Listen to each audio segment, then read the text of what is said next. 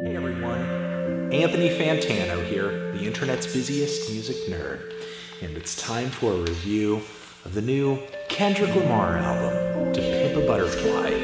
He's gonna review it. West Coast rapper, Black Hippie member, Top Dog Entertainment member, Kendrick Lamar. And I've been telling you since 2011, Kendrick Lamar has something. He's got something going on. Section 80, great album. An album on which Kendrick showcased a kind of nasal, high-pitched voice, but a lot of personality. He had flow, he had a lot to say, and he had a knack for writing catchy, kind of accessible, enjoyable hip-hop songs with a socially aware edge, a talent he would go on to sharpen with his next full-length LP, Good Kid, Mad City. An album that in a few short years has been widely acknowledged as one of hip-hop's best records and one of modern music's best concept albums. This record told a story of a young Kendrick Lamar, or maybe many a young man from Compton, California, caught up in dreams of success, peer pressure, drugs,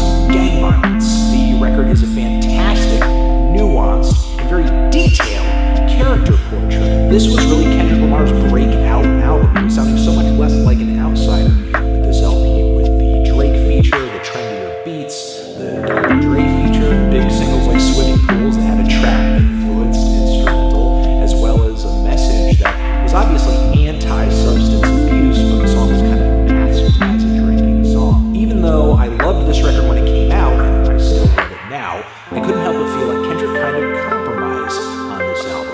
I'm going to make trendier music, but I'm going to do it on my own terms. And even if it is trendier, I don't really mind if the music itself and the message behind the music is fantastic. But I was left after this album wondering, where could Kendrick go after this?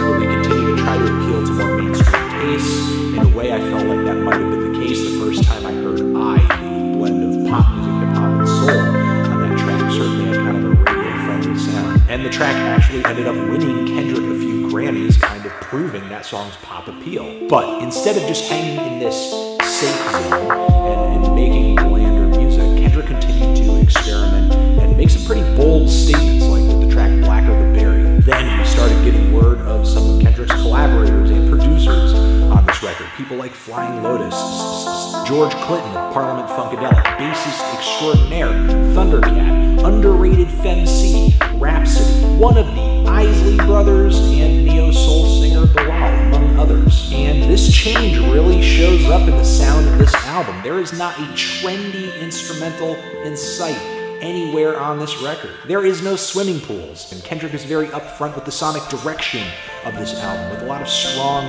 instrumentals pulling from jazz, some really groovy Parliament Funkadelic-inspired drums and bass, psychedelic, smooth, dreamy, creamy neo-soul. The instrumental flavor of this record has a distinctly old-school tone to it, like Kendrick is really going back to the glory days of Dr. Dre, Snoop, The Far Side, and Tupac, but there's something really modern and detailed about these beats too. Kendrick even pulls a left hook in the track listing here by tossing in a live performance version of the song I, rather than leaving in the gussied-up studio version, which I actually prefer this move. The raw aesthetic of the live performance of this track sounds fantastic. The Isley Brothers sample interpolation on the song goes over pretty well, and there's kind of an Outkast Hey Ya vibe on this track too. Throwing this version on the record actually plays into the narrative of the album, this anthem about self-love and self-esteem. I think in a way Kendrick kind of sees this song as falling on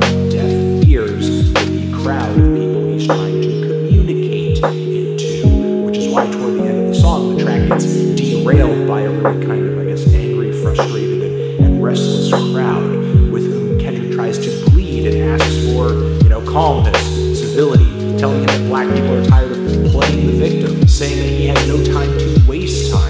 The very next track on Your Mortal Man, you kind of see Kendrick Lamar lyrically questioning the devotion of his fans, asking them if they will still be a fan when the shit hits the fan. And it's stuff like this that sets Kendrick apart from not just other rappers, but specifically other conscious rappers. While it seems like Kendrick might want to fix the world, in a way, I think he kind of sees it as futile, or maybe even like an impossible task. But for an artist like like Kendrick changing minds with your art is a worthy cause. Worth the effort, even if the boulder of problems in front of you moves just only an inch after you drop dead of exhaustion after all of your trying. To Pimp a Butterfly is structured in a pretty interesting way. It's not a story album, it's not another Good Kid, Mad City. It's like a series of separate but very much connected vignettes. And given how dramatic and grand and rich a lot of the instrumentation and the vocal performances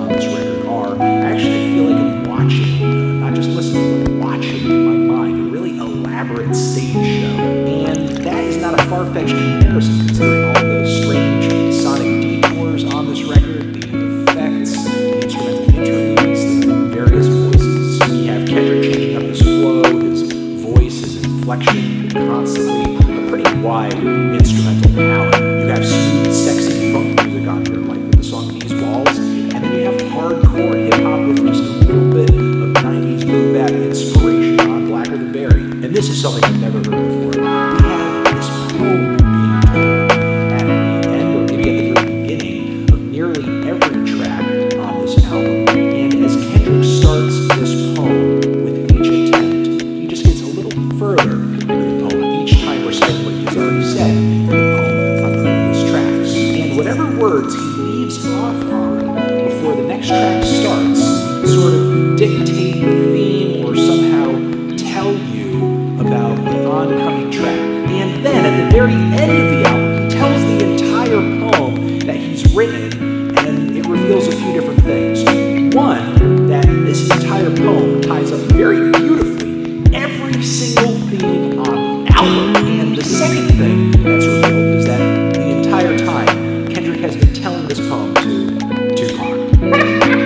Yes, he's telling this poem to Tupac. He just sort of, talks a little bit after he's finished and, goes to ask a question. And who is answering back? None other than Tupac Shakur. And Kendrick continues to converse with this no longer alive man about things like politics and money and success in the music industry in a very natural way. I thought this was like an actor or maybe some kind of crazy voice hologram thing, because we had the dancing Snoop Dogg Tupac hologram thing. But then I came to learn that everything Tupac is saying comes from this old interview recorded in the 90s. Kendrick took his favorite snippets from it and then wrote the questions afterwards and pulled together this just beautifully cohesive conversation. It's really a mindfuck moment. And then he ends the entire track off with another poem recitation that actually sort of ties up and explains the whole To Pimp a Butterfly theme, which is actually pretty beautiful and makes me feel bad for anybody who is currently hating on the title of this album, because it actually has quite a bit of a poignance and meaning if you actually pay attention to the final words of this record. So there's some completely new and whacked out things that Kendrick does all over this record, and every single one of them goes over incredibly well, flying colors. And he has a lot to say on this record as well, like with his previous albums. And even though Kendrick on this album is addressing a lot of hot button issues, taking on things that we see as being very large and very political, he brings it down and makes it personal, makes it relatable, or at least emotional, or something to sympathize with. He's not this rapper who's just gonna spit statistics at you, like, oh, this many people died, feel something. Rather than that, Kendrick gives you a compelling point of view, or at least connects the dots so that you can kind of see why someone would have the mindset that he has, or the mindset of people who he might be talking about or portraying on this album. He does this as he raps about black artists who are blinded by money and fame and success, while simultaneously being exploited by the music industry. He raps about living up to musical and political heroes. He raps about trying to stay in touch with his roots and his neighborhood and his friends, while being this really prominent entertainment figure. We have black pride and black confidence on this record, but also conversely, racism versus the black community, and the black community versus the black community. And his lyrics are consistently witty and thoughtful and poetic and nuanced. But there are moments on here where Kendrick doesn't really mince words either. One line in particular that is actually pretty awesome, where he's talking about music critics saying that they miss when rap was about rapping. If that were the case, motherfucker, Killer Mike would be platinum. I agree. As well as Kendrick's proclamations of "this dick ain't free" on the For Free interlude track, where he's kind of talking about issues of slavery and sexuality on the song too. A track that fuses together beat poetry, jazz, and like this Saul Williams-esque insanity. It was really a moment for me on the album when I first heard it. I thought, is this genius or is this garbage? but it only took one more listen to figure out, yeah, it's genius. And this track actually has the biggest sense of humor of any song here. While this record does have a few bones with it, it's not necessarily just Kendrick shoving an ideology down your throat, or even really tell you what to think, because there are moments here where Kendrick will say something out of one side of his mouth, and then maybe he'll contradict himself a little, but not necessarily just contradicting himself. I sort of see it as him trying to engage with maybe every side of the issues he's trying to tackle, showing that heavy problems, such as the ones addressed on this record, aren't just black and white. They're layered onions that have a lot of different factors. But despite his best intentions, there will always be people who, the moment they feel something political is going on in a piece of art, they will reel back, thinking they're too good to be told anyone else's point of view because they know the way the world works. And even if you are that kind of person, I ask you to give this album a fair shot, because it's not like Kendrick half-asses his bars on this record.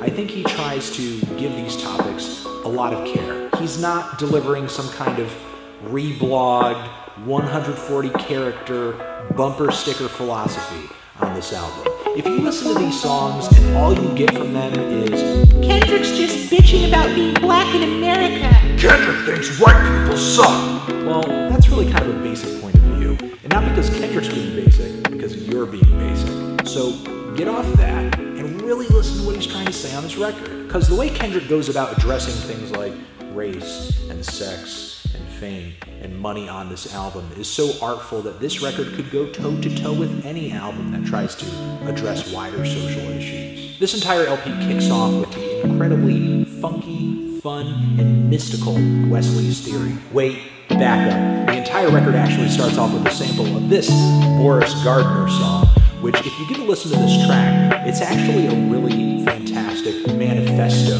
for a lot of the moments on this album that have kind of a racial pride angle to them. So do give this track a listen if you want a bit more context for this album. But really, with this track, Kendrick is kind of tipping back to Mr. Wesley Snipes. And on the verses here, he's rapping as characters. Once again, in the first verse, he's a successful artist who is blinded by the fame. He wants to throw his money away on everything. The second verse here, we have an Uncle Sam character who is kind of taking advantage of this artist's ignorance to the industry and his money-making capability. On this track, Kendrick tries to portray that this type of success comes with its risks and its debts. The instrumental here is fantastic, with appearances from George Clinton. I love his lyrics on this track. I love his vocal delivery. Look both ways before you cross my land. Thundercat's bass on here, fantastic.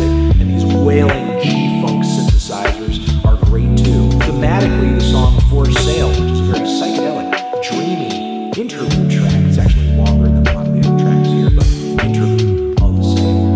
This track is gorgeous and talks about a lot of the same stuff. Moving forward, we get the P-Funk, James Brown concoction of King Kunta. And with all the cartoony and zany background vocals and the kind of sad guitar line on this track, as well as the uppity flow, I dare say the song feels a little like old school Eminem influence too. And on this track, we see Kendrick kind of portraying himself as coming from just lowly beginnings, but now that he's at his artistic peak, or at least what we think is his artistic peak right now, he's kind of this King Kunta figure. The song These Walls is an incredibly sexy track about sex, as well as abusing one's fame, I think, to get laid, which plays into the bit of the poem that was recited right before this track. Third verse of the song, he says, "This is the girl, this is a man."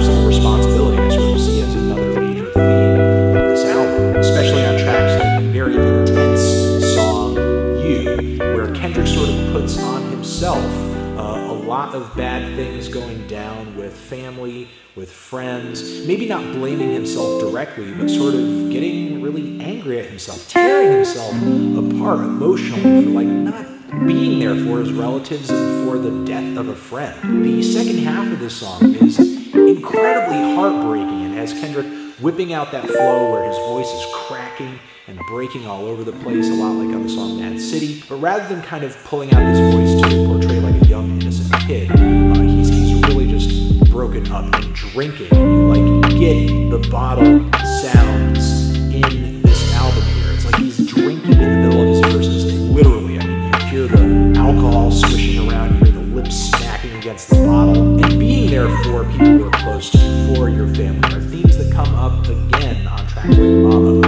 as well as Good Politics. When these songs begin, they end on a moment in the poem where Kendrick is just going to go insane due to the very lush life he's been living, and he's going back to his home for answers. He kind of mocks himself a little bit, saying that, you know, because he made this grand comment on the place where he's from, he knows everything, when in reality he kind of feels out of touch. And with the track Good Politics, I don't totally have this track deciphered, but the way I'm interpreting it thus far, it's a little bit like The Art of Peer Pressure Part 2. He's returning home and maybe falling back into his old way of doing things a little bit. And maybe how Kendrick is feeling on this track can be added up to the survivor's guilt he talks about in the ongoing poem at the end of this song that he inches a little bit further in on. And this sort of survivor's guilt makes him feel anxious and kind of uncomfortable with this lack of comfort in one's own skin is kind of put at ease on the song You Ain't Gotta Lie, where Kendrick, I think, in a way comes to the conclusion that he can be himself, but also be this prominent musical figure.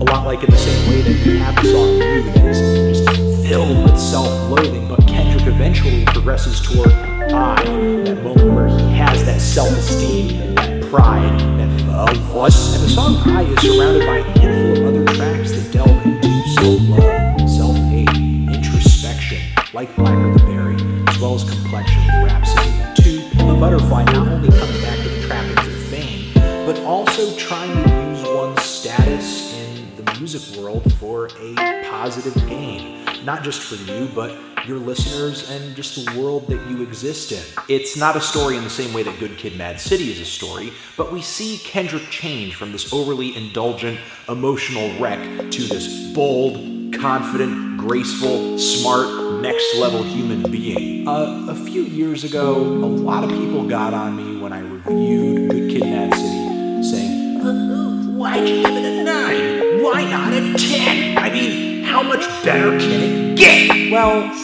I think this album answers that question. I see To Pimp a Butterfly as being more daring, more ambitious, more unique, lyrically stellar, and while this album does have a philosophy to divulge, Kendrick doesn't skip on the music on this album. He realizes that making music is about the music. If the music under your message is garbage, the music is garbage. So he has graced his messages and his point of view and his personal tales on this album with delicate, detailed, wonderful bits of jazz and funk and wherever else his heart takes him. This album, instrumentally, would actually be a really sweet listen as well. This project really marches to the beat of its own drum, and it might be to its detriment to an extent, because the people who might have gravitated toward the trendier sounds on Good Kid, Mad City might take a bite of this record and just say yuck instantaneously. To some of those people, I might say, try listening to a hip-hop record that came out before 2010. Other people, though, might have a beef with this record being so dense, lengthy, and kind of difficult to trudge through if you're not enjoying every single track on this album. The songs on here do require quite a bit of attention, even though I do think there are incredibly catchy standouts throughout the track list here, like All Right, as well as I, and Blacker the Berry. And it's fantastic that for as famous Kendrick is right now, for as grand as this album is, and for all the success that it's seeing, Kendrick has continued to make music that is down to earth. And what's even cooler, some of the most obscure names in the feature list here are sometimes the most prominent people on the record, because it was just a few years ago, just several years ago, that Kendrick was the underdog in hip-hop, and now he's making what could possibly be the best rap record of the decade. Kendrick has remained incredibly self-aware and down-to-earth as he has gone through this artistic metamorphosis into a butterfly, or really the face of hip-hop's next generation. Kendrick is someone who I think signifies a new chapter, and hopefully maybe a turn of the final page on the remnants of the bling era that have been holding on for dear life. I'm not trying to say every artist should try to make this record. I mean, you only get so many Kendrick Lamars, so be happy with the ones that you get. But it's albums like this that people use as benchmarks in musical history,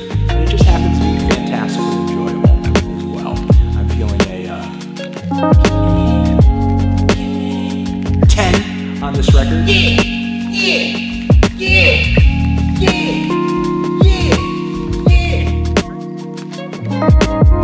Here, the internet's busiest music nerd, and it's time for a review of the new self-titled project from Kanye West and Kid Cudi, Kids See Ghosts. Thus far, it has been a very busy summer for producer, songwriter, singer, rapper, you know who he is, Kanye West, releasing several mini-albums within weeks of one another, the first of which, while not under his own name, did feature his influence and production from front to back. Of course, I am talking about Pusha T's Daytona, a 7-track album that just breached 20 minutes in length, all killer, no filler. Then following that was Kanye West's new album, Ye, also 7 tracks, also just over 20 minutes. Equally to the point, though not as aggressive and finely tuned as Daytona, Ye was also noticeably less extravagant and wildly experimental than Kanye's past several albums too. But to me, this album still struck me as an incredibly unique and important moment for Ye, in just how vulnerable and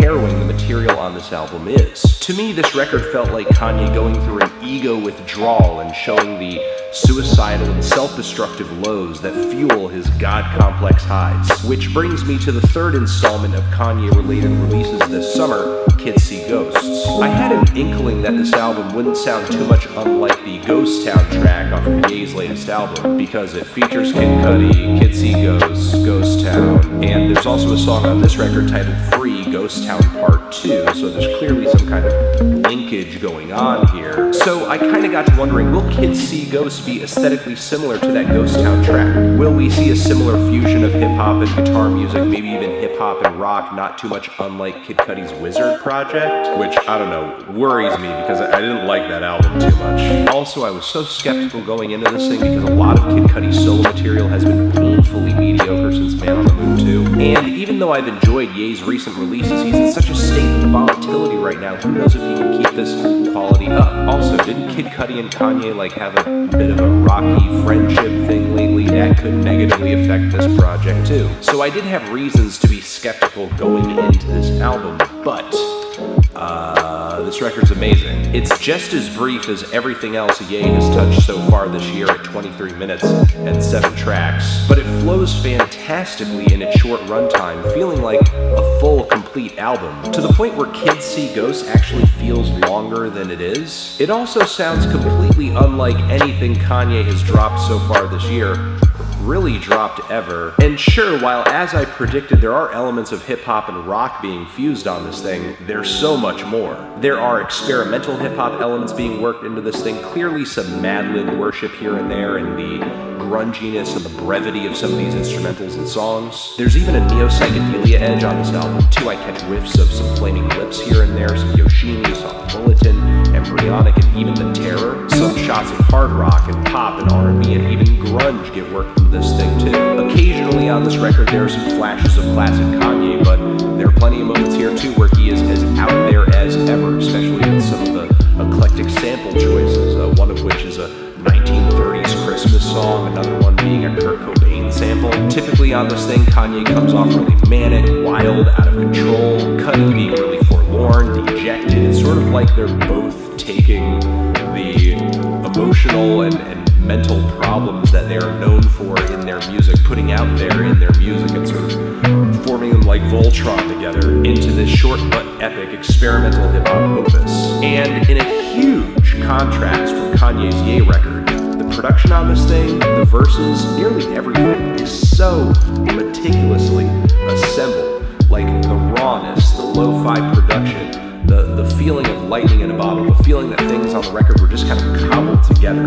That does not carry over on the Kids See Ghosts at all. I definitely get the sense that the songs on this thing were worked on for a very long time. The music and the emotions on this thing are on the edge in every way imaginable. For me, this thing was mind-blowing on impact and instantaneously catchy too. We have the opening track on here, Feel the Love, featuring Pusha T. Push drops a really expressive and flashy intro verse over these very somber synth chords right after these distorted vocal leads from Kid Cudi being echoed out into oblivion. It's a really powerful refrain, powerful mantra to kick the record off with. Not only that, but Cudi singing this loud, this forcefully, and also this on pitch right at the start of the record is a very good sign. So far the song sounds pretty cool, pretty low-key, pretty trippy, strange surely. It's a great vibe, but I just did not see coming right around the corner at the end of this verse, Kanye busting in and kind of simultaneously locking in with these gunshot snares that are marching away into the end of the song, and over these snares he's just going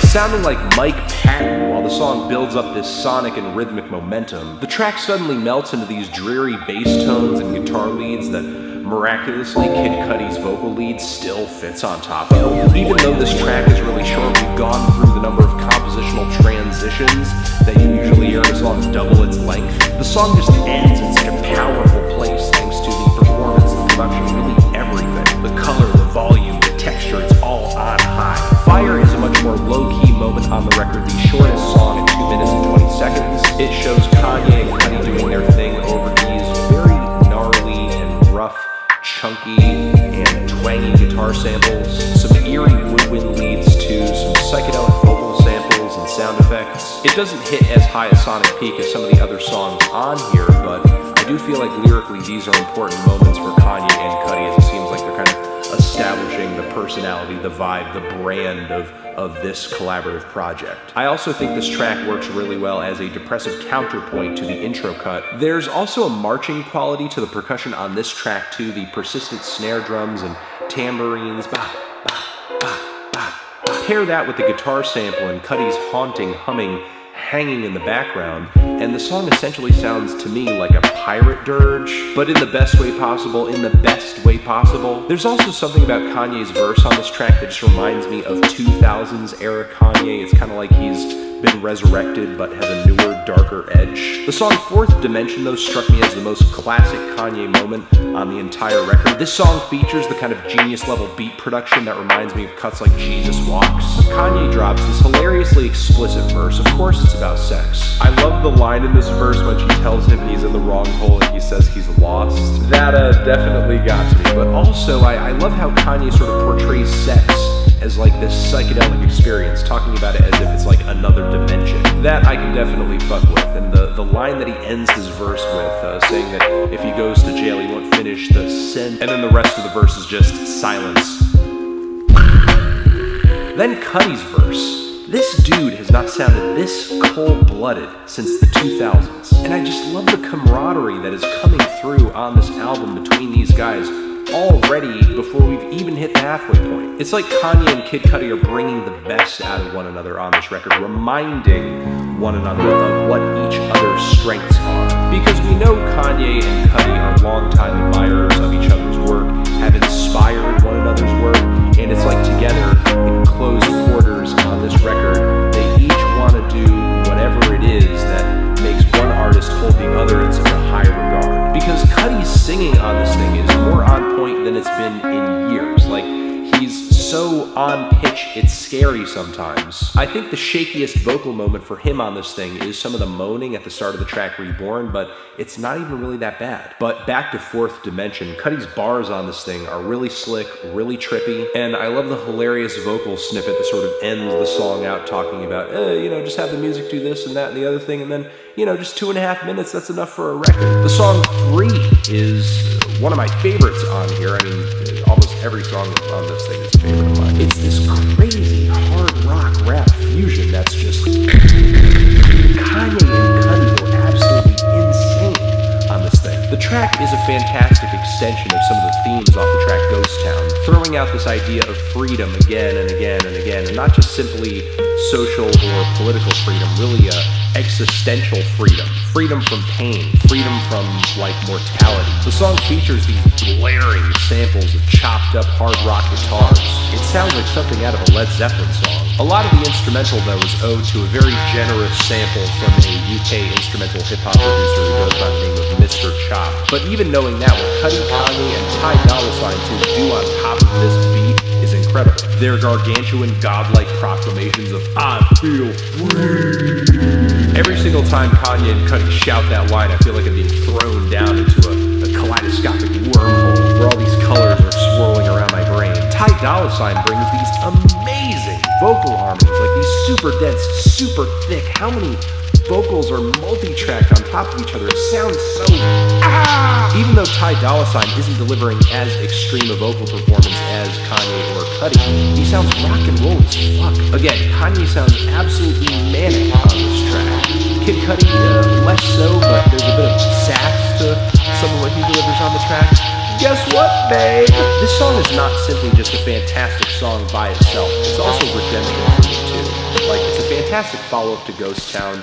It also sounds like what Wizard should have been, and the godlike vibe of this track, the supernatural vibe of this track, feels like something Yeezus should have achieved. Reborn is an amazing and forlorn cool down after this cut. Cudi's singing truly makes the track, and I love the song's lyrical themes of moving forward and having no stress, getting a clean slate, beginning anew. The need to hit the reset button once again. Kanye drops a fantastic verse on this cut that is one of his most personal yet kind of echoing this very sentiment. The haunting background vocals and cute piano and dusty beat may not sound like much just listing them out, but they do a whole lot with very little. The refrain Cudi ends with on this track too, I think, adds a very powerful sentiment to the song, questioning which way should he go after either fucking up or going through this reborn process where maybe he's bound to make the same mistakes again. Then there is the incredibly chilling title track, which features the most meditative instrumental on the entire record. More supernatural vibes coming off of this track, a really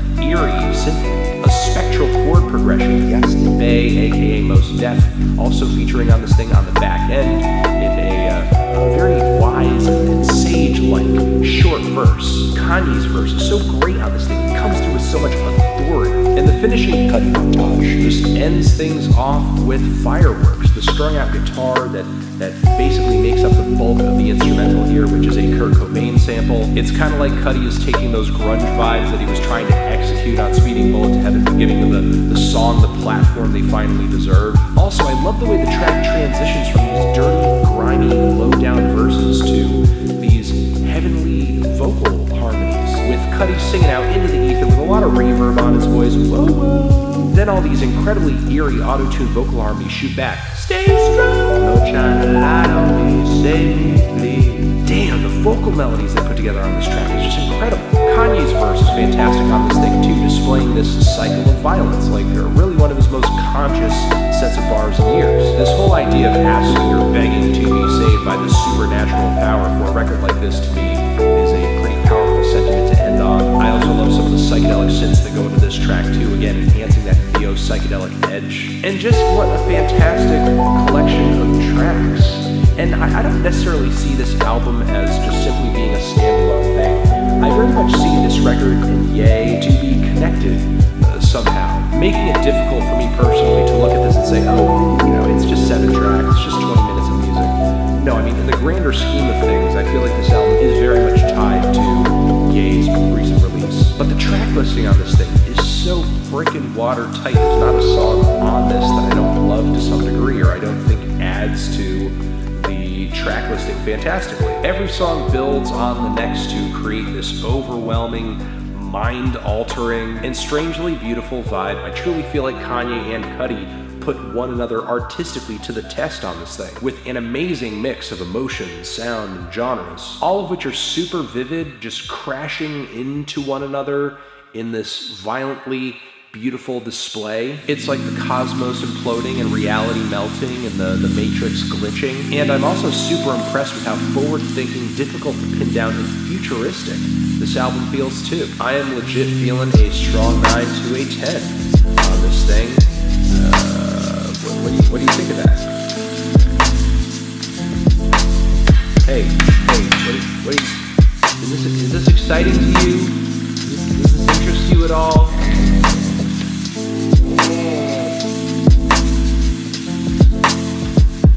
Well, I like it. I like it a lot.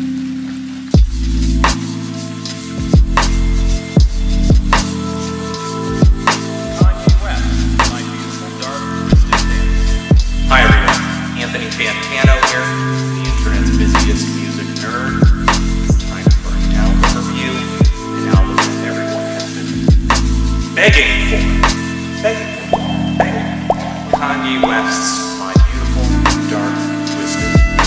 Before listening to this album, I had all this stuff just running through my head, things I would say to kind of preface this review, stuff like, hey, you know, stuff like the VMAs, the Today Show interview, the Katrina/George Bush debacle, all the media gaps, all that stuff. That's just context, man. It's not important. This is music. Pay attention to the music. Leave your hate at the door. It's a very similar argument I made when I reviewed MIA's last album. But the more I listened to Twisted Fantasy, the more I kind of came to realize that position is total and utter bullshit. Not because Kanye's gaffes are so unforgivable that we need to scrutinize this album using everything he says. That's not the case. The reason it's hard to ignore context on this LP is because Kanye's favorite thing to rap about is himself.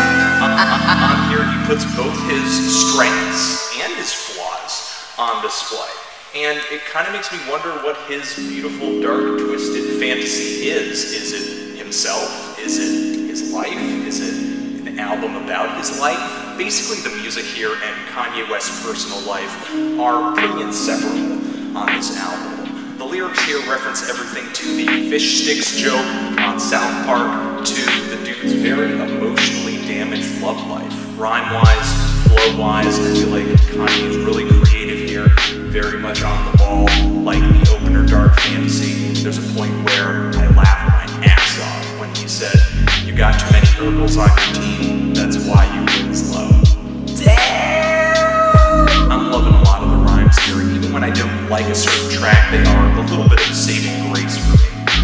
And I think that track is a particularly awesome start to this album, just kind of paints Kanye's rise to the top, and it's a little exciting. But Kanye does not just think of himself as a rapper, he also feels he is a singer.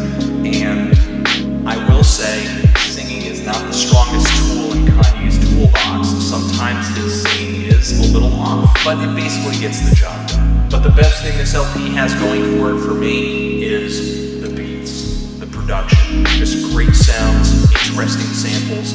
I remember when watching live performances of the song Power, I didn't exactly know how to feel about the King Crimson sample in that track, but I really love the studio version. The song clips flow together really well in that song and make something that's really cinematic. It's just kind of a brave new world for sampling, in my opinion. I've always been a fan of sampling, always been an advocate, always felt like there's so much more potential for it, but copyright is kind of standing in the way of that. I would say the song Power is a great example of the artistry that sampling music can offer if the artist is really allowed to do so. And there are other tracks that, surprisingly enough, do a lot with a little, like the song Monster. Just has not really lush sounds, but very kind of stripped down and simple tribal drums, minimal synthesizers, but still sounds really dramatic and kind of eerie. The track Blame Game kind of fits that bill too. Very dramatic, but not overdoing it. There's soul samples on here, a really fiery and classic spoken word piece delivered by Gil Scott-Heron, crowd sounds, just a lot of clips flying by every moment on this album. Whether you like Kanye or not, this thing is ambitious as hell, especially from a sonic perspective. All the tracks flow together really well. It's very cohesive. Kanye takes most of his guest MC spots and relegates them to a few posse tracks that come together really well. And even though I'm not the biggest Nicki Minaj fan, the biggest Rick Ross fan, they contribute some pretty good stuff to the album. But gripes, because there are gripes that I have. And sort of the first one, maybe an appetizer, are the hooks. A lot of the hooks on this thing, either, to me, anyway, just an opinion, kind of come off a little corny or a little generic. I'm thinking of tracks like Hell of a Life, So Appalled, All of the Lights, maybe something that I can just kind of come across on any new rap song in the mainstream on the radio. And that kind of lets me down because most of this album doesn't really strike me as being that type of music. I'm gonna say something that may spark a lot of angry comments, but at least half of what I'm hearing here feels very artful to me for a mainstream hip-hop album. But my biggest gripe with this LP is something that I mentioned earlier in the review, and that's how essential it is to me to be a fan, or at least be interested in Kanye on a personal level to enjoy this. I think even someone who hates Kanye can get into some of the storylines on this album, at least a little. The position that I'm in is that I don't care. There's fantastic production here, there's great rhymes, but I'm not so interested in hearing about Kanye West's social life so much that I'll just be sitting on the edge of my seat through 8 minutes of the Blame Game or 9 minutes of Runaway. I get kind of bored. What do you want me to do? But people love the sick little details. People love dirty laundry. And I can see this album appealing in a big way because of that, especially with how expensive and impressive the music sounds. I enjoyed a lot of what I heard here. I just didn't like a lot of the drama that this thing served up because it just doesn't feel all that relevant. You know, I'm feeling a light to decent six on this thing, but that's just my opinion. You guys, you were asking for this.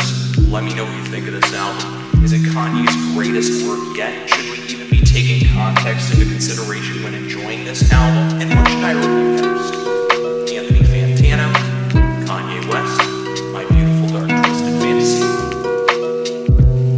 Hi everyone, so the Sad Tano here, the internet's busiest music nerd, and it's time for a review of the new Chance the Rapper album, The Big Day. This is the new album from Chicago singer, songwriter, rapper, and also Kit Kat sales rep, Chance the Rapper, aka Chancellor Jonathan Bennett. Here it is, The Big Day, the day that one of modern hip-hop's most beloved figures finally comes out with their debut full-length commercial album. Because believe it or not, up until this point, Chance has sustained this incredibly high profile in the hip-hop community just off of free albums and mixtapes. 10-Day, Coloring Book, Acid Rap, and even now Chance still seems to be doing it without a label, as The Big Day is self-released. Now, look, I've never been a huge Chance the Rapper fan, a Chance the Rapper stan, but I did enjoy Coloring Book quite a bit. I thought Chance put out a lot of good singles in 2018. Generally, I think the guy is one of the more standout, exciting, and one-of-a-kind rappers in the current field. The way he fuses elements of hip-hop and jazz and soul and gospel are pretty cool when he's doing it on a quality track. Generally, the man's verses are pretty poetic, his pen game is good. So going into this album, Chance has style,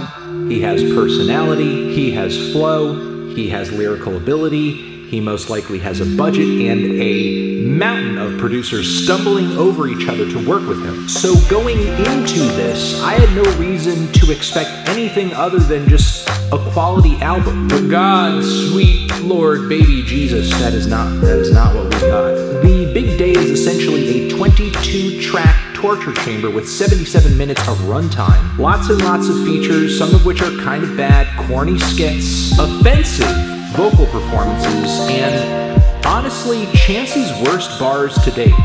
The worst ones on nearly every track here. I can give this album some light praise on some of the features being pretty good to Baby, Megan Thee Stallion, Nicki Minaj, all of whom bring some decent guest verses. There were also some instrumentals here that I thought were pretty cool. But what Chance offers vocally and lyrically on these tracks is so off the mark, so obnoxious, so excruciating, that it completely just cancels out any positive aspects this album has going for it. It's not merely that we have good features and good beats and Chance himself is underwhelming or not really standing out, or he's just, you know, a little boring this time around. No, that is not what is happening here. I wish that is what was happening here. I was dreading doing this review because it means having to go over most, if not all, of the terrible ideas that Chance has to offer on this thing. But I think this album's biggest problems can be boiled down to two major issues.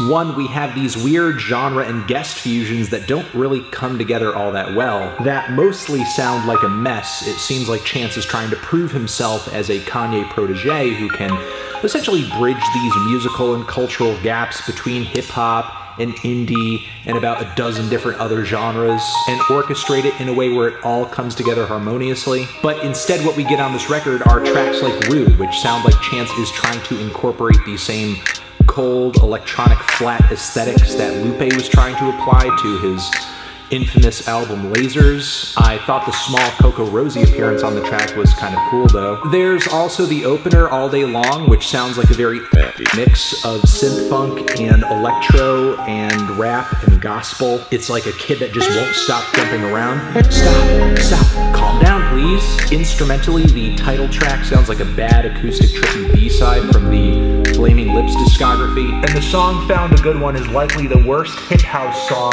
ever recorded ever. It's also one of a few moments on this record where Chance is actively trying to throw back to a more nostalgic time, embracing hip house, embracing older shades of R&B. There's even an instrumental here that suddenly breaks into a juke breakdown. But even when he switches his musical backdrop, Chance lyrically and vocally still manages to fall flat on his face. The other major issue I have with this record, if I didn't already make it clear, it's Chance's singing, his rapping, his lyrics. Explaining how god-awful a vast majority of the writing on this album is difficult, because Chance isn't just throwing out one or two or even 4 bad bars in a song or in a verse. Essentially, he gish gallops or overwhelms whoever's listening with all these painfully mediocre bars.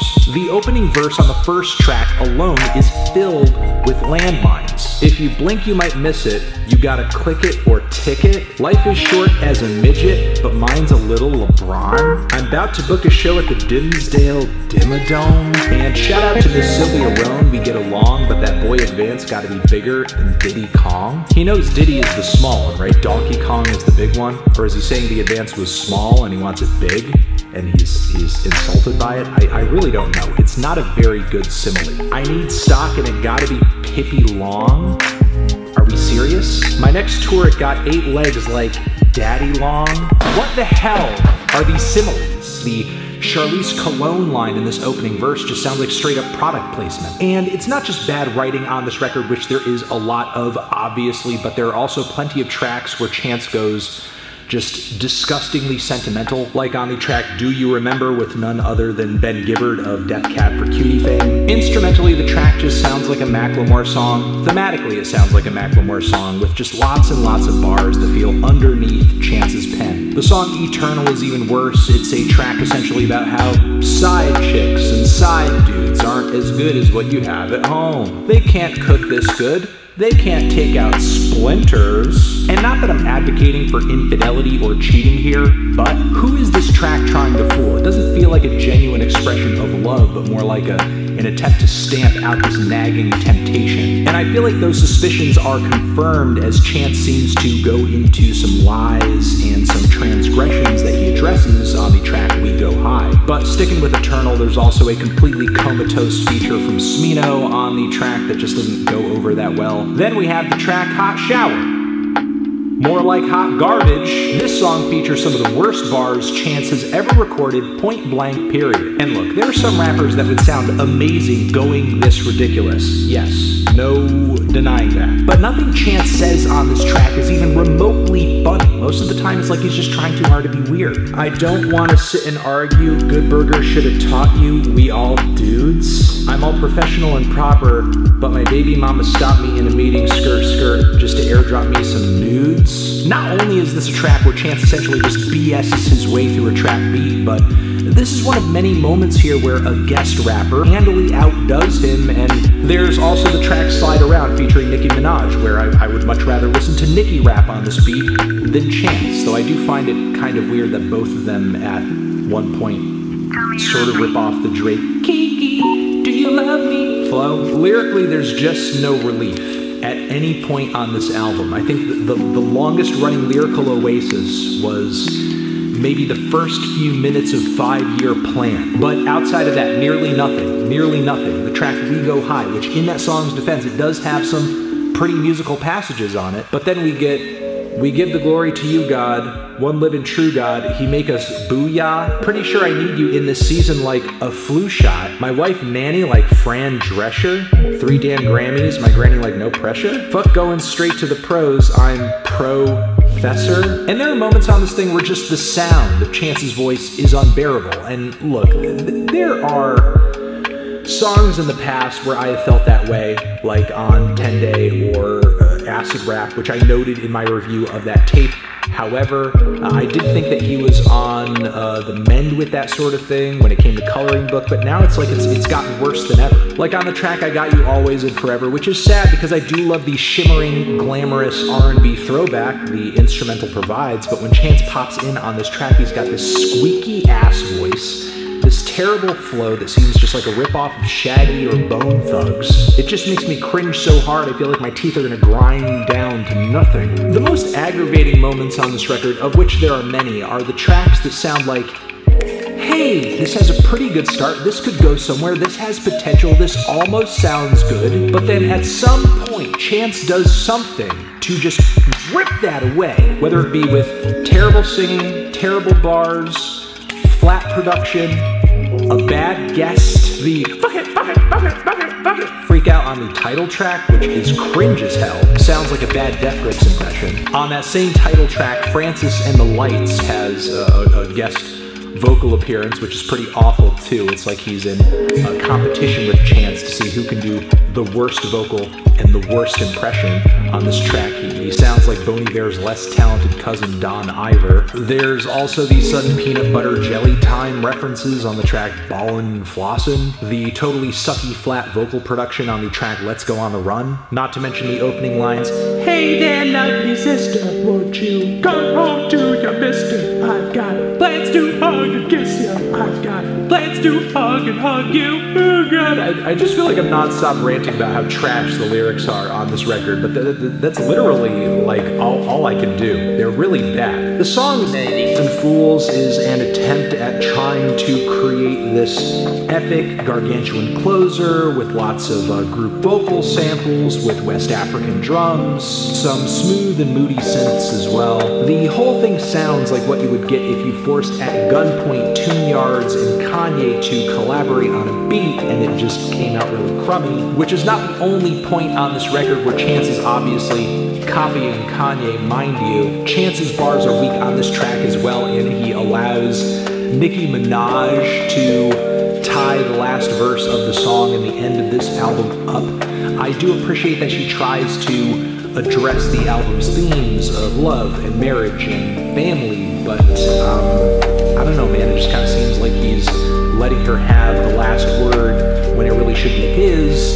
Chance, I think, should be making some kind of attempt at summing this record up, this mess of a record up in some way, shape, or form, and he just doesn't because there isn't a way to, because this album is a pile of slop. I now see why the album on here, I now see why it's clear, because I see right through this BS. There are other points I guess I could go over, like the weird licensing bars on the track Sun Come Down, or the lifeless singing and super bland production and non-song that is delivered on the track Town on the Hill. But really, what's the point at this point? There's so many terrible ideas written and employed on this record. It's either falling short because the base concept is terrible, or it's just been carried out in an awful way. I did not love a single song from this album, not one single track. There were moments where I caught a breath of like, oh, this maybe could be decent, but it just did not pan out. And considering how long this record is and how consistently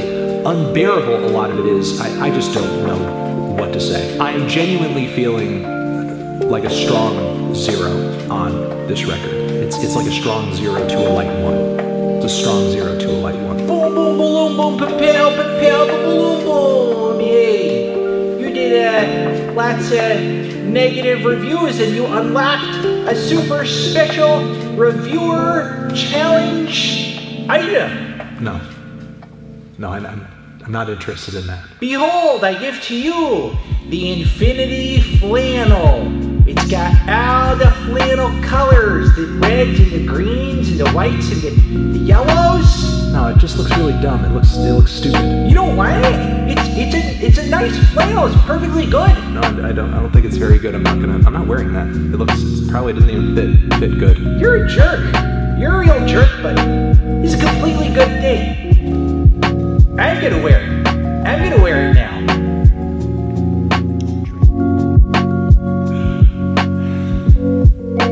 Hey everyone, Anthony Fantano here, the internet's busiest music nerd, and it's time for a review of the new Kid Cudi album, Speeding Bullet to Heaven. Kid Cudi is a rapper, singer, composer, multi-instrumentalist as well, it seems, who had a pretty promising start to his music career, his professional commercial music career, in the previous decade. He was delivering some very moody, introspective hip-hop that not a lot of other rappers were. And while I didn't really go head over heels for his stuff, I thought his follow-up to his debut was kind of mediocre. I was pretty indifferent to it, but at least he wasn't like a generic artist to me. He had a sound, he had a vibe that I could recognize. But pretty immediately after his next album, Mr. Rager himself seemed to fall off, and not just quality-wise, like he fell off the edge of sanity, and started to release some of the worst music of this decade. The faux rock album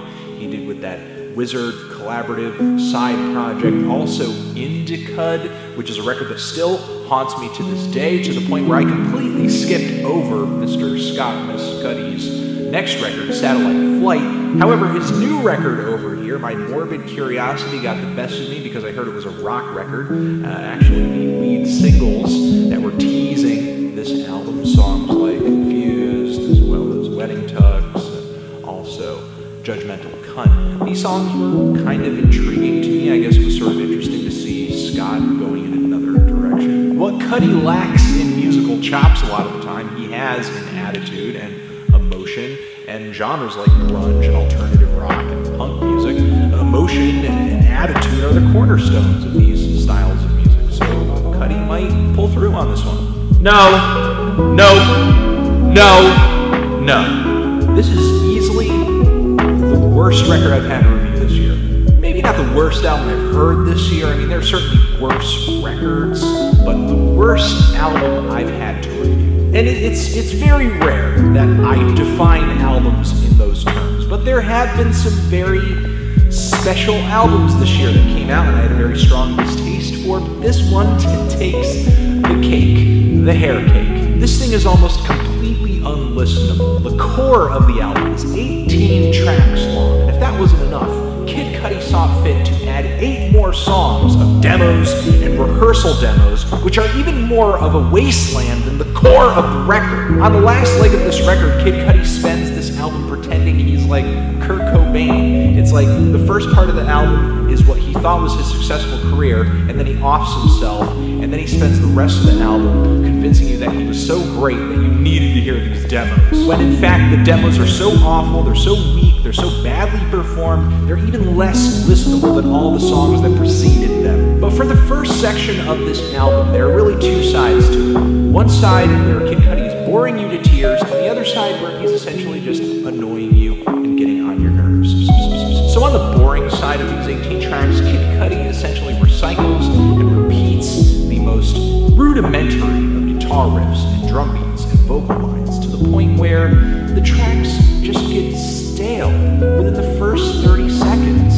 Kid Cudi, he might deliver some decent sounds, and the production on this record overall I think is pretty cool. That analog tape definitely brings a nice heaviness and clarity and crispness and punchiness to these guitars and drums. But Kid Cudi isn't writing songs so much as he's writing little snippets and slivers of songs and then just stringing them out for 2 to 5 minutes, like on Confused or Screwed or Amen. The song Fairy Tale Remains as well.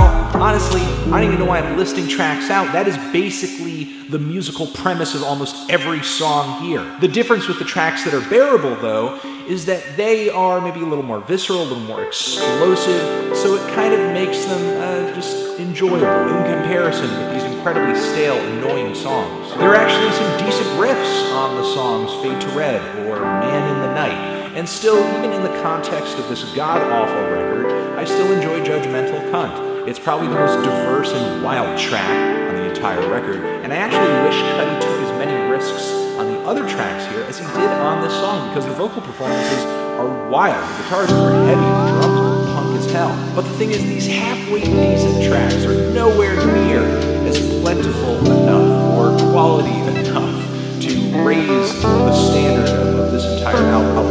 Needless to say, the slower songs, the more subtle songs, the ballads on here are even more painfully boring. Tracks like Wedding Tux or the incredibly long song Adventures, which is not only needlessly long in and of itself, but it also features this asinine Beavis and Butthead skit at the end of it. Actually, quite a few tracks actually end up being Beavis and Butthead skit. Honest to God appearance from Mike Judge, animator, writer, and voiceover artist, pretending to be Beavis and Butthead and acting out these really awkward dialogues in relation to this terrible album. Even Beavis and Butthead themselves can't seem to get on board with some of these songs, as Beavis kind of pops in and says, I don't know, Butthead.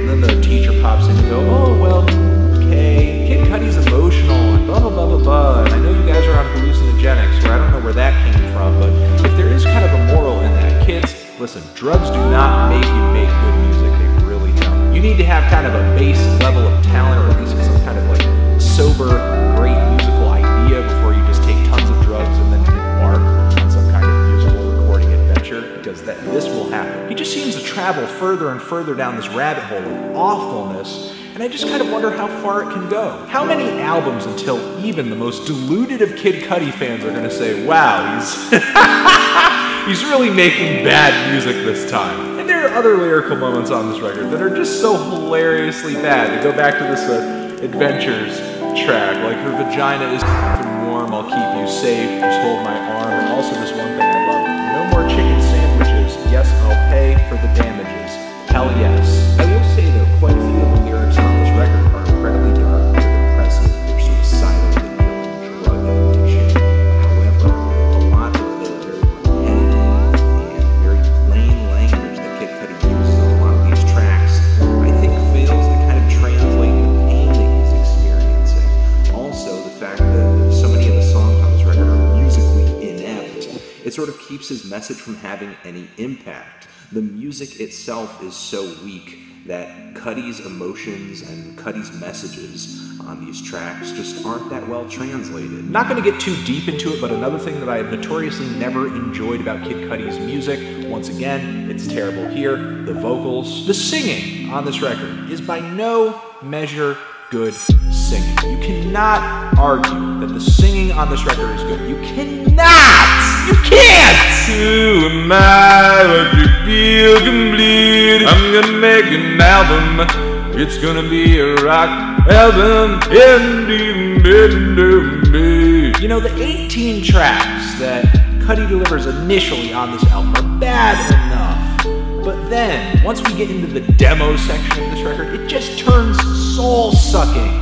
It's like, once you knock the person out, you're just jumping on top of them and holding their arms down and smashing their face in until they're just a bloody pulp of nothing. This album is the musical equivalent to just a mile of hot coal walking. It is sadistic, really, what Kid Cudi is doing to his listeners. By no standard is this a good or even a punk rock album. He's lost his mind. He's just off the deep end.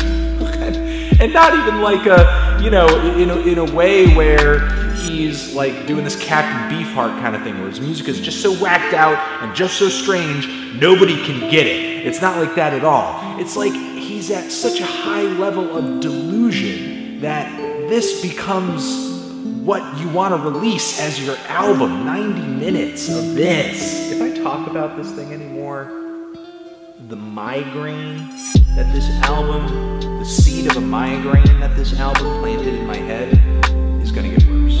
So, for my sake, for your sake, let's just call it here. I'm feeling a 0 on this record. A big, fat goose egg.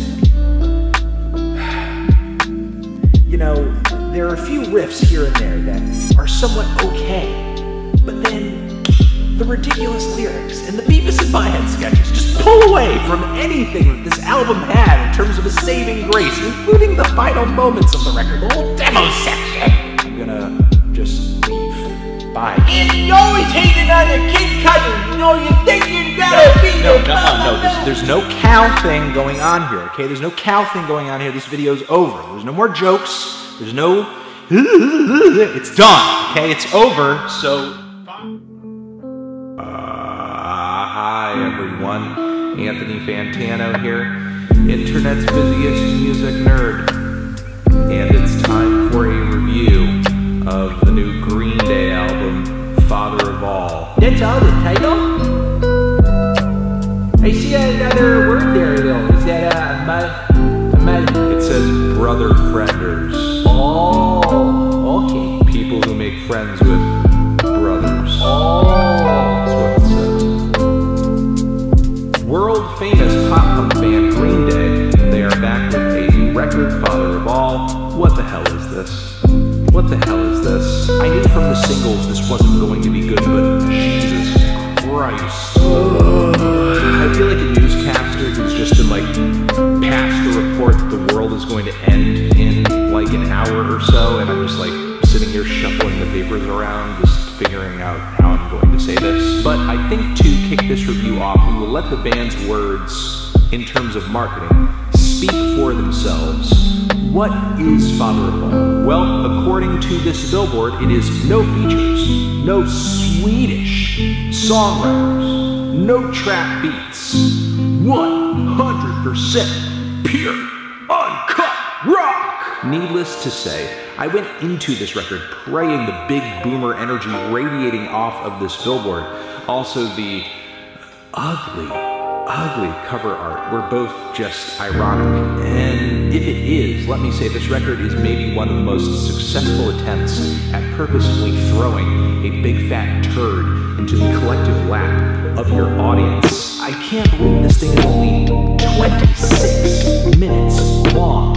Only 26 minutes, and yet it feels like it's 56. The infectious punk rock and alt rock of Green Day's early years is pretty much gone on this record, and so are the big budget pop punk concepts that helped popularize them even further throughout the 2000s on projects like American Idiot. Really, since Uno Dos Tre, the band has been in serious need of some direction, but I did not want that direction to be off of a cliff.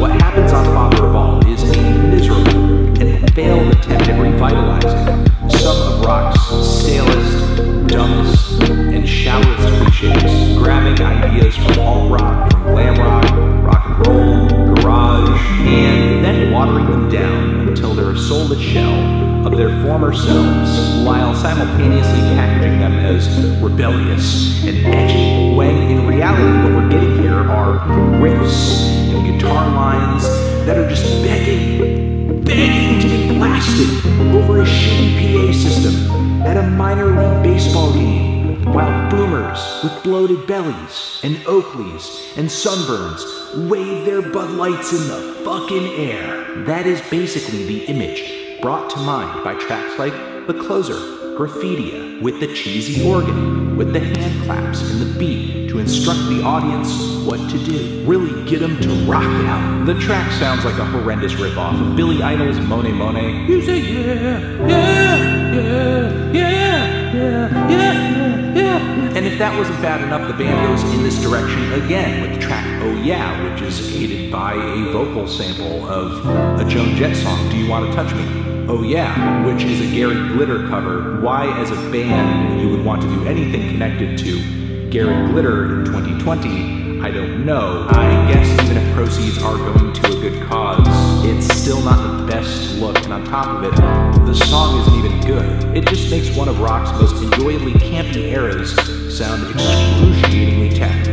And it's not as if Green Day, one of the most instantly recognizable bands, came up with their own spin on this sound. A good deal of this record, in my opinion, sounds just anonymous. Had I not been told this was a Green Day record, I would have just assumed it was some random, unsuccessful, just identity deficient group that would never, ever, ever, ever make it, because all they're doing is forcing sounds that have mostly been dead for the past 10 to 30 years. Whether that be the track Mimi on the Roof, which kicks off sounding like a really crappy car commercial with its uppity guitar riffs and falsetto background vocals, then it somehow finishes as a hip swinging rocker with a doo-wop vocal flair. Then with I Was a Teenager, we basically have a ripoff of what sounds like make-believe era Weezer.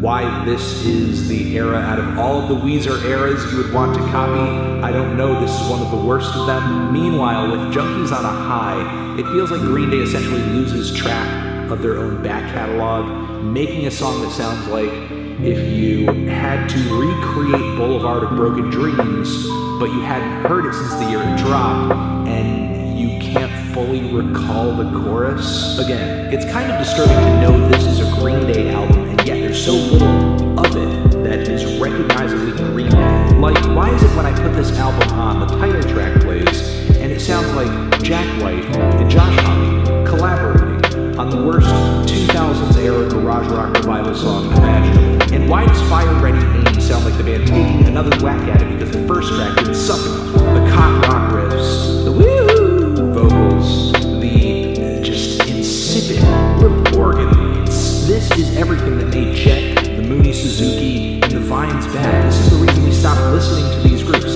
This is everything Green Day wasn't doing during that same era of time. And now, less than 20 years down the road, that they're doing it. They're literally just doing it. What Green Day has achieved here is like a rock and roll Rorschach test. All of it is presented in this blobby mess of a way, and all you can really do is stare at it and just try to make something out of it. It's like Green Day is trying to put the final nail in the genre's coffin and just roll the casket off into an active volcano. If that's by accident, wow, this record is a massive failure, and better luck next time. If that's on purpose for some reason, I mean, okay, I guess. I still don't want to listen to it ever again. I really did struggle listening to this repeated times, trying to find some redeeming value in it, but I just can't. This was horrendous. This is everything that I just don't want a rock album to be. Feeling a strong 0 to a light 1 on this one.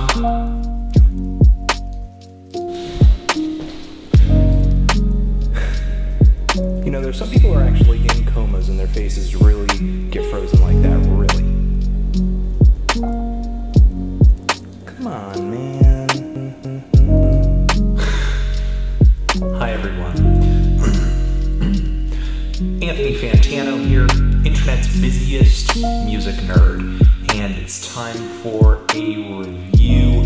Death Grips, the Money Store. Death Grips is a Sacramento-based experimental hip-hop trio featuring MC Ride on vocals and Zach Hill and Flatlander kind of handling the production behind things. And the mixtape they put out last year, Ex-Military, ended up being my second favorite album of the year when it came time to do lists. And the reason this landed as second in my favorite albums of the years because it's such a forward-thinking hip-hop album. I'm not trying to say that it was really socially conscious or it's trying to save hip-hop. If Death Grips and ex-military were trying to save hip-hop, they were definitely going about it in a really weird way because that album to me just takes all of hip-hop's worst stereotypes and turns them up to a deafening volume. Everything becomes extreme, from the overmodulation of really heavy bass and beats to the overuse of violence and aggression in the lyrics and the vocal delivery, with MC Ride just really reaching levels of serial killer psycho insanity. I would say Death Grips definitely takes influence from Bomb Squad style production that was put together for some of Public Enemy's best releases and songs, as well as the really testosterone-soaked cutthroat aggression that was on Wu-Tang's first album, 36 Chambers. But Death Grips has taken these things so far that what they're making is no longer just hip-hop, but hip-hop blended with elements of noise and industrial music and jittery electronica. Yeah, The Money Store definitely has roots in traditional hip-hop, but it is not an album for hip-hop traditionalists. The beats, for one, are so freaking noisy, sharing a lot of characteristics with the solo albums that Zach Hill has been releasing over the years since Hella has kind of cooled down. And the vocals, the lyrics, just get swallowed in all of this chaos created by the instrumentals. And the screaming vocal delivery of MC Ride just distorts the lyrics even further. If you do concentrate really hard, the lyrics on this thing are slightly readable. You do kind of get a grasp as to maybe what's sort of being said. But Death Grips is fully conscious of this and how important lyrics and stories are in hip-hop, which I think is part of why the trio continues to post its lyrics in full with every single new song that they release. And their lyrics worth reading into because they add a whole different dynamic to the aggression that Death Grips presents. The aggression and the violence that's glorified in a lot of hip-hop music, especially in the mainstream, with this album is just brought to such a high, it becomes a grim reality, not something to admire, not something to like. In his lyrics, MC Ride kind of paints himself as this character who is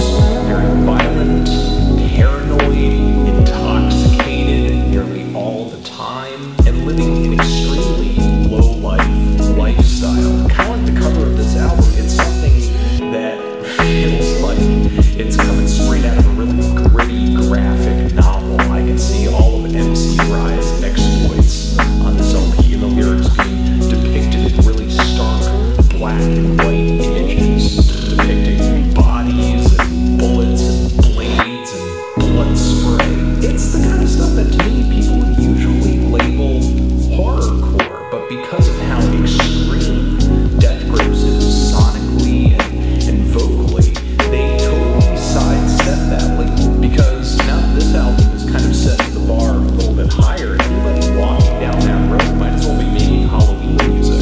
MC Ride's lyrics do kind of function beyond just gore, though, like on the song Get Got, where he's kind of imagining police going after him that aren't really there. And on the track I've Seen Footage, he raps about the police brutality and violence that he's seen that kind of fuels that paranoia. The track Lost Boys sort of seems to be this really dark tribute to anybody who's lost themselves in a gutter-esque lifestyle. Brown baggers, thieves, drug dealers, highlighting with the hook just how far people can fall. On the track Hacker, the lyrics are so out there and disconnected, simultaneously name-dropping WikiLeaks, Tesla, and Lady Gaga in a way that kind of feels really glitchy and disorienting, which the song title kind of asserts. And the track System Blower kind of seems to be a bit of a double entendre. Obviously,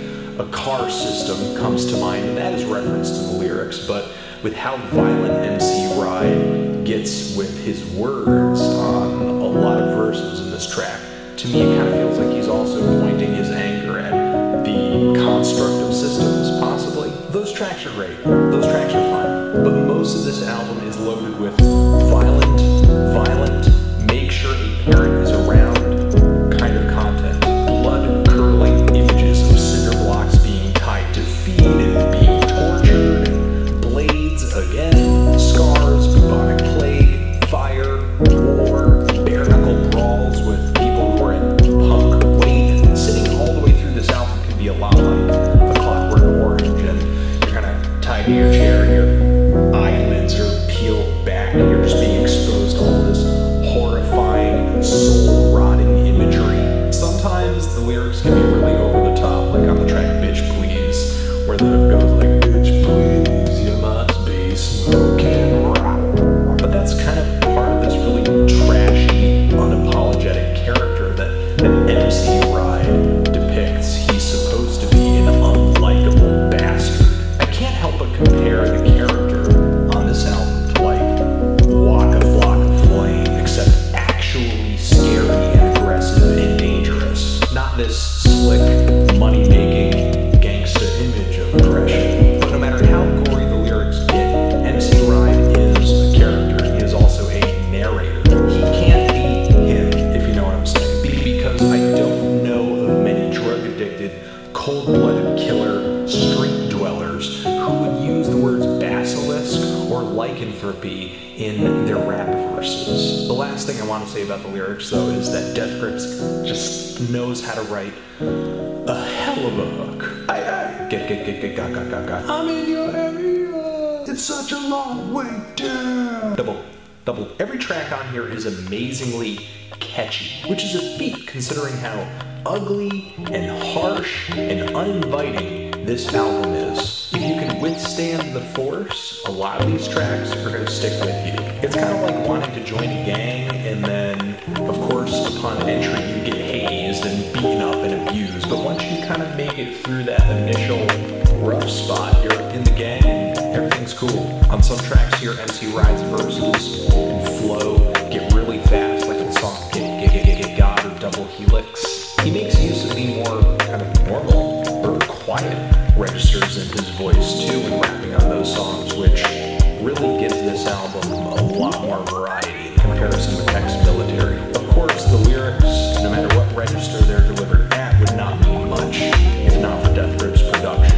And I would say if there's one thing on this album that is done to perfection, it is to stick with Death Grips' usual style without bringing me into any major bouts of deja vu in relation to Ex-Military or the EP that came out before. Get Got was the first single to come out from this LP, and Death Grips, I think, really wanted to say, hey, we're going to do something different this time around. Here is our quietest song yet. There are these swirling synthesizers that kind of bleed into one another because of how grainy and lo-fi the sound quality is. The vocals feel just claustrophobically close to the microphone. There are these kind of twittering hi-hat drums in between some of the verses, some very robotically moved vocal skips. I love it. The song Fever, by contrast, the song right after, is just pure hell. The track is like listening to an alarm go off in the middle of an underground, government-funded lab where a genetically engineered mutant just broke out and is on the loose. Zach Hill's drums sound really ragged, and his bass drum patterns on the song are insane. Tons of precision. And the hook on this thing, when the synthesizers come in, it just sounds so slick, just so freaking memorable. The track Lost Boys takes a much different approach from the previous two tracks and is really airy and atmospheric. MC Ride's vocals are just wrapped up in the atmosphere. It sounds like he's rapping from the bottom of a low-life well where all the terrible people he's rapping about live. The beat is so off-kilter on this track. It skips quite literally like a broken record and is really hypnotic because of it. The track right after Blackjack is really mesmerizing too. And the vocals have these kind of poltergeist-esque vocal sound reversals playing behind the rap verses that gives this song just a really surreal quality. And with this fat synthesizer pulsating in the background with some dissonant synths as well, it just feels like something out of an 80s B slasher movie. Death Grips works on topping its dark and heavy tracks from ex-military like Tachyon with songs on here such as System Blower and The Cage. And Death Grips delivers some serious left hooks on this album too, really surprising me just when I thought I had their style pinned down. Song, kind of example, case in point, I've Seen Footage, which is this track that I feel like kind of was made just to tease the naysayers saying that Death Grips is not hip-hop, because the song, while staying completely Death Grips and just being abrasive, being hip-hop, being just so in your face, the way the drum beat works, the distorted riff, as well as MC Ride's flow, all call out to golden age hip-hop artists like Run DMC, Salt and Pepper, Tone Loc, and the track Hacker has this beat that's kind of like this very danceable 80s style electro-funk with MC Ride, I would say kind of rapping, but it sort of feels like spoken word too, because he's really screaming just a lot of disjointed phrases, and more than anything, more than hip-hop, the track reminds me of like LCD Sound System, when James Murphy would set up a track with a really strong groove and then just go off on all these really insane ramblings. But, you know, Death Grips has already rapped over a Link Ray sample on ex-military, so at this point really anything goes. The track Bitch Please feels really kind of schizophrenic. One moment you're hearing this rising fat synthesizer, the next moment MC Ride is rapping in a Jamaican accent. Every few bars kind of presents a completely different sound. It is just a blender of different ideas.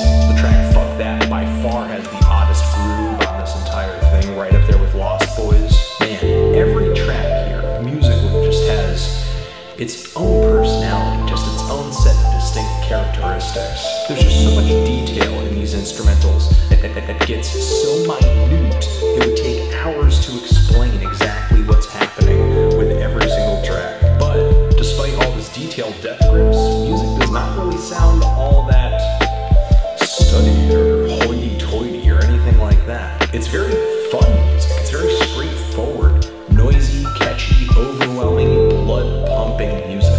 It is really visceral. It is really in your face, but once you kind of get a grip of what's going on and you adjust to the intensity, it's easier to step back and see that the album required more of this than it did.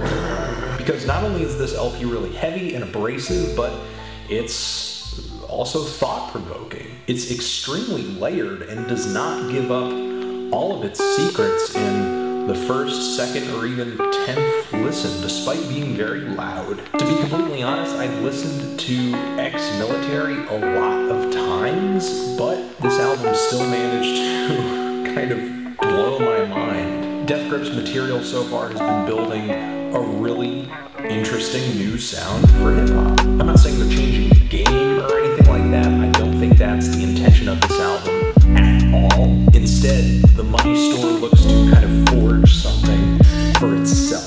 This thing is sitting on a throne of its own design and nobody's watching because the picture is just too horrifying to stare at. From the cover of this album to the lyrics to the vocal delivery to the production, everything about this LP is just unsettling, is disturbing, is surreal. The words twisted and unforgiving come to mind too, but so does the word rewarding.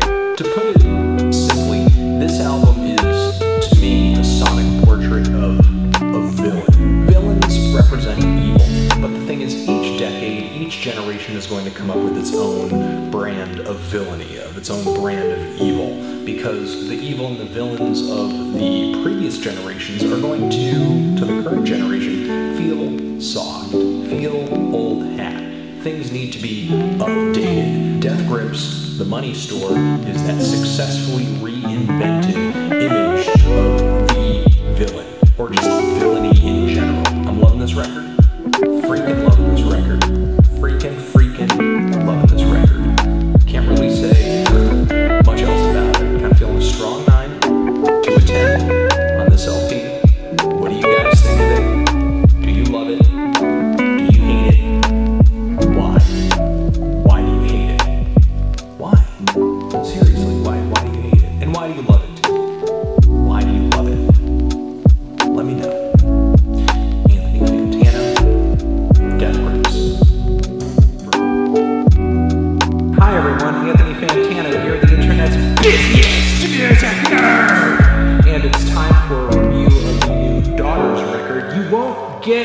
what you want. This is the new comeback album from Providence, Rhode Island band Daughters, who we haven't heard from as far as studio albums go for like almost a decade. Not since the band's 2010 self-titled record, which at the time was supposed to be their swan song, which was a big change of pace from a lot of the noise and mathcore the band had been dabbling in for the first half of the aughts. Even though I don't find Daughters' first two albums to be incredibly interesting, what was supposed to be their final album over here was easily one of the heaviest and most refreshing noise rock albums to come out in a long time. And not just because of the fat pummeling riffs and percussion, and the tight performances too, but also the bright, shrill, sour, insane guitar tones all over this thing, which to this day still sound crazy. It's like it puts my brain on fire. My brain is on fire. I got fire brain. So considering where we left off with Daughters, I was pretty excited to hear this new album. I was also pretty impressed with teaser tracks like Satan in the Wait, which showed the band going in a darker, subtler direction. It also showed the band stringing their songwriting out to 7 minutes, which for Daughters is kind of crazy. Their debut full-length album is 11 minutes in length. It's an album with numerous songs on it, and it's 11 minutes. This whole new record is an undertaking in length for Daughters. It's approximately 50 minutes, which is almost twice as long as their last album. Given that, the new sonic territory, the more ambitious song structures, I was pretty excited to hear what this album held for the band. And I'm happy to say this album was not only worth the wait, but it's also far better than its predecessor. Holy crap! Holy crap! Holy crap! Holy crap! Holy crap! Holy crap, what is this? I thought this record was going to be dark and abrasive and strange, for sure, without a doubt. But I had no idea the kind of black hole I would be tumbling down on. The tortured, demented sounds that were subject to it. The vile displays of auditory abuse. This thing is like all of the cacophony of the last record, but with more body, more atmosphere, more versatility, more influences, not just noise rock, but industrial rock and no wave and art punk. It feels like I'm listening to the spastic, explosive brand of rock music that used to permeate the underground in the 2000s, thanks to bands like Daughters, but then it got tossed away into a sewer drain, left to ferment and mutate for 8 years, and now it's grown into a 30-story monster come back to destroy everything in its path! The whole thing starts off with the Track City song, which feels like a heavy industrialized take on a Suicide track, or maybe even something Throbbing Gristle would have done back in the day, with these rolling, throbbing, overblown hits of percussion which are super distorted, clipping. That's paired with some warping, rough synth notes, some deadpan poetry, and these three simple elements by themselves create such a creepy atmosphere. Already so early on the record, the band has set an utterly disturbing tone. I love how weird and off-putting and flat the vocals are. It's like they're kind of difficult to read. They feel so soulless and so aloof. I love the way the band builds up the momentum with extra percussion, the additional eerie ringing tones, and then we get a breakdown in near silence before the band explodes back into this final, ugly crescendo. It's like this nuclear bomb of cathartic hideousness. The guitar tones at this point in the track are so freakish and deafening and maddening, they make me want to slam my head through a wall. It's like I'm being slowly smothered to death. This track transitions very quickly after the Long Road No Turns, which is an absolutely harrowing song. Features these twangy, nightmare, funhouse, circus, organ-type guitars skipping over these marching tom drums. Again, just a few seconds in, and it already sounds like one of the most messed up things I've heard in 2018. And the band only goes on to make this song sound even more deranged as it progresses, especially with lyrics like, everybody climbs up high that falls real far, a little is all it takes, a little is all it takes. I don't know what to say when people come apart, the road is long, the road is dark. The track to me just reads like this internal monologue of snapping, becoming unhinged, being on the verge of a mental break. And this song really builds up some mean tension with the driving bass, the crashing drums, the guitar freakouts. Also loving the multiple phases of this song too, the direct delivery. It has me on the edge of my seat, but I'm not sitting on it, I'm standing on it, and there's a noose on my neck. The track Satan in the Wait kicks off like one might expect it to, given the two previous tracks, with spaced out tom drums and grime-caked bass and these guitars that are just melting in the mix. Then we get lyrics like, that bastard had a head like matchstick, a face like he'd been sucking concrete through a straw, some faces not even a mother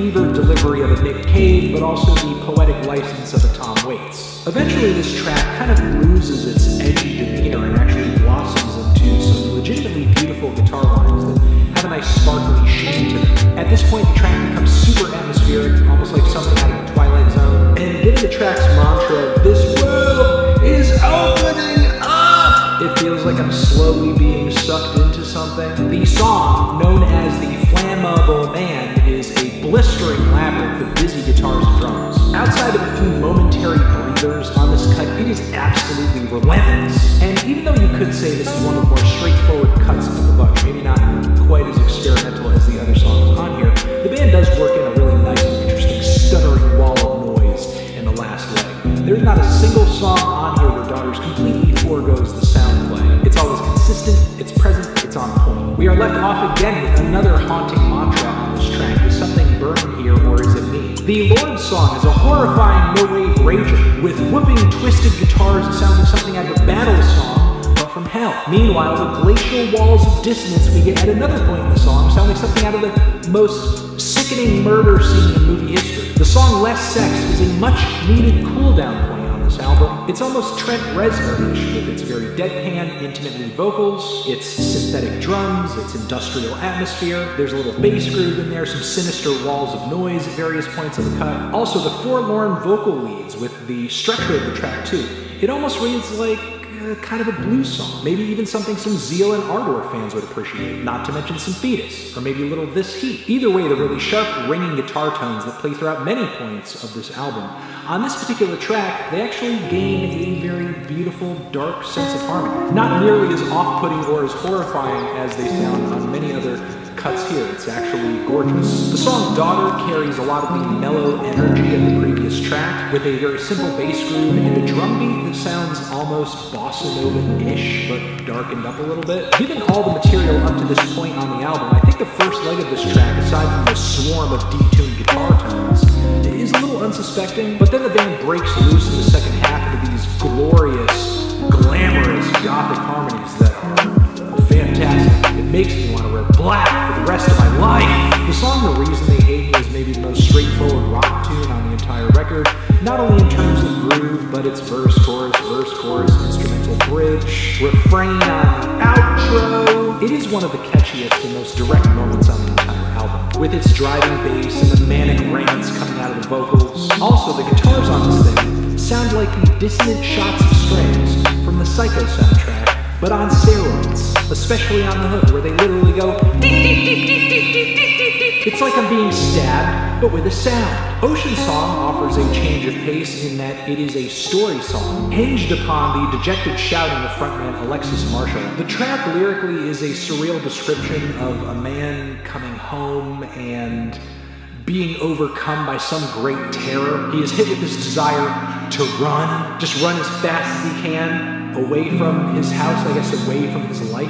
The lyricism is fantastic, I would even say literary. His shoes come off his feet and shadow him for several yards, a ghost of what he was, desperate to keep up until gone. Now the road, punching upward into his soft, naked feet. The band hits the listener with yet another 20-story tall wall of sour guitars, which it's obviously happened a lot of times up until this point on the album, but this is one of the nastiest examples of it so far. It actually reaches kind of a deafening fever pitch, with some really tense drum fills and some acoustic guitar worked in there too. It really does kind of give you the feeling of being chased. This song kind of turned on my fight or flight reflexes. The track eventually coasts out on this meditative repetition of these riffs and drums.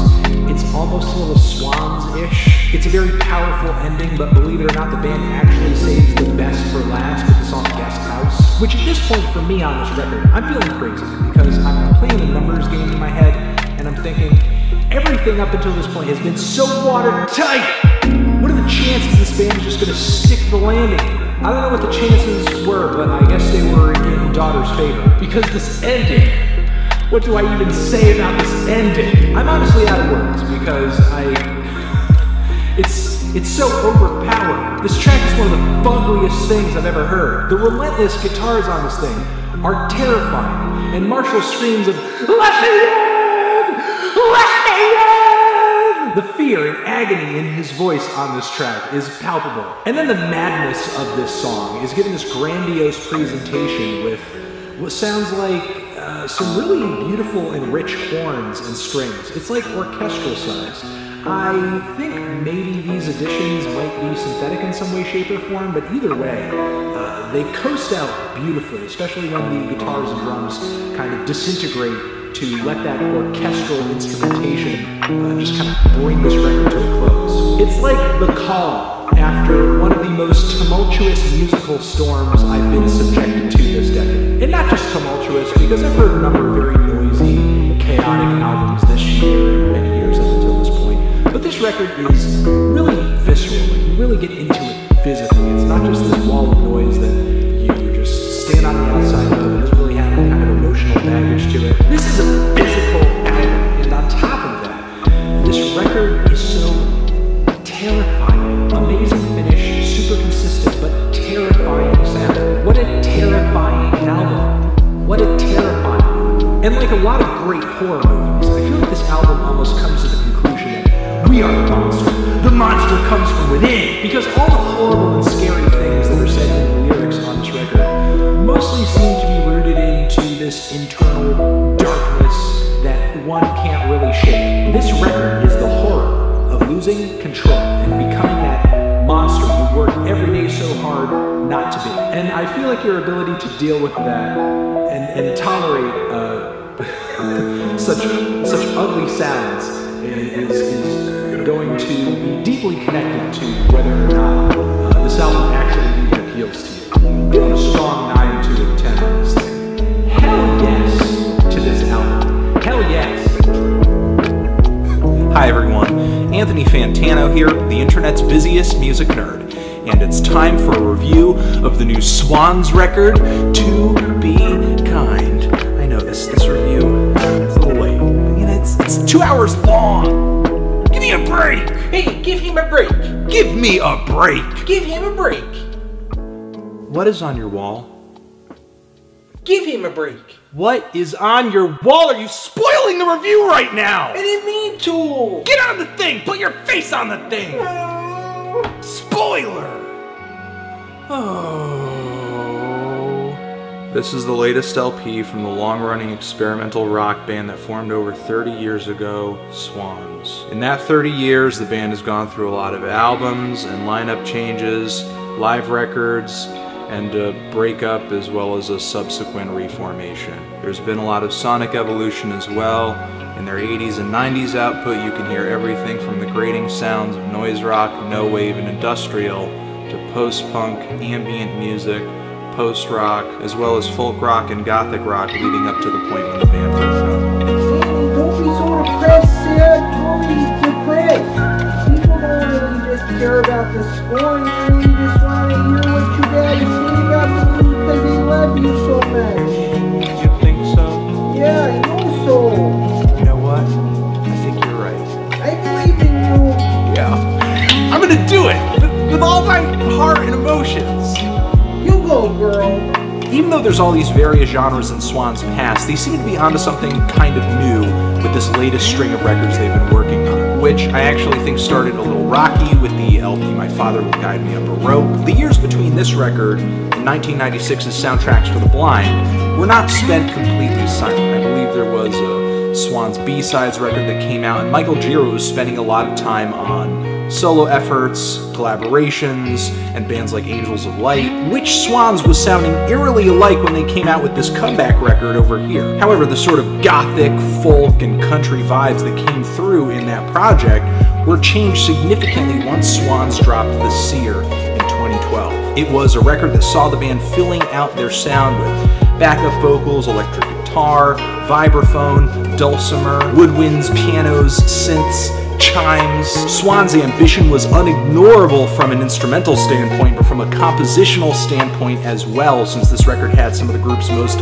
long and challenging material yet, especially with the 32-minute title track on this thing. It was material that was just unsettling, very disturbing, hair-raising, but explosive as well, and groove heavy too, like on tracks such as Mother of the World, which has these just stuttering riffs that repeat repeat, repeat, repeat. And Swans take these repetitive stuttering riffs and just build and build and build on them with larger instrumentation. Or they manage to bring a really clever musical transition through. Moments like this in a way sort of reminded me of the songwriting that Swans were embarking on with the longer tracks off of Soundtracks for the Blind, with the constantly ascending instrumentation on those songs. But they were definitely going for a different vibe, and they had just a larger, more grander presentation on the Seer. It's like on this record they really returned to improve upon the formula they were working with in the mid-90s. So it's no surprise that on this latest record from Swans we see these folk influences drift away even further, and instead we're getting this larger emphasis on heaviness, on instrumental density, on slow, incremental progression, with a lot of these songs as they move along becoming hulking monstrosities that are impossible to take down. It's Swans as you might already know them if you gave a listen to the Seer back in 2012, but in the meantime, since that album was released, I think they've done a great job of improving upon that formula as well, with better production, brighter guitars, heavier bass, more overwhelming crescendos, intense, off-the-wall vocal performances from frontman and main brain Michael Gira. And most importantly, I think Swans does a fantastic job of just keeping the tension up in a lot of these songs, especially the more aggressive and lively tracks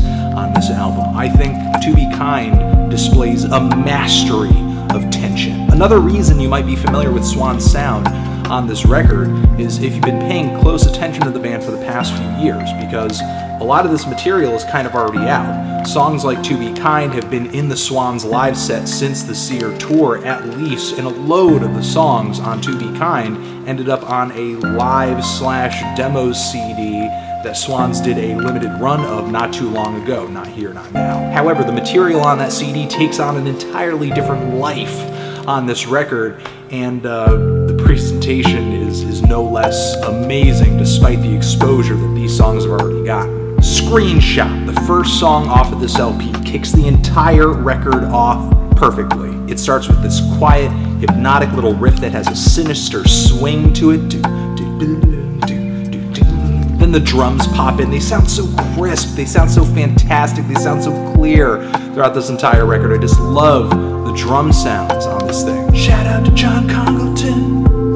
And the band slowly builds the pace and the sound and the instrumentation of this track up, piece by piece by piece. They take huge cues from minimalism on this record and just how these songs move forward. The progressions that this track and others bring to the table are just so seamless. They move so fluidly. It's beautiful. And I love the crescendo that this song builds up to. It's like they're really just working on creating this sense of emotional pressure that they hold until the very last moment. Lyrically, Michael Gira goes through a lot of words, pairing them with the word no this, no that, no this, no that. And these words all seem to have some kind of common thread running through them. No dreams, no suffering, no time, no pain, etc. A lot of the words that Michael Gira is saying no to, I think, have a lot to do with humanity and just the idea of life, as well as religion. We could potentially have all of this freedom, and yet we put all these barriers around ourselves, for the most part, that we make up. Or at least that's what I get from the track. I mean, putting the word no in front of a bunch of words over and over and over again,